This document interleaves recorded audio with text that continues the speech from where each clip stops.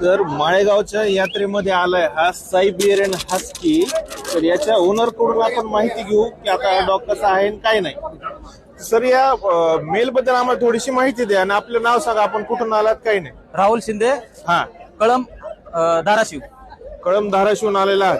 तर आता तुम्ही हा हस्कीचा मेल आणला, याच्याबद्दल माहिती. याचं वय किती आहे आता? याचं 12 महिने वेळ वय. 12 महिने वय आहे. आणि आपण हा मेल मेंटेन कसा करता? भरपूर लोकांना गैरसमज आहे की हस्कीला एसीच लागते, एसी शिवाय हस्की राहू नाही, शकत असं काही नाही. तर तुम्ही कसं सांभाळता? कूलरवर पण राहू शकतात, त्याला काही प्रॉब्लेम नाहीये.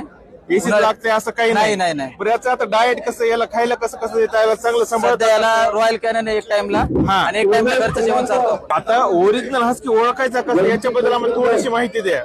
सायबेरियन हस्कीमध्ये क्वालिटीमध्ये मार्किंग, आईज आणि बोन साईज आणि टेलची मार्किंग ही एक महत्वाची असते.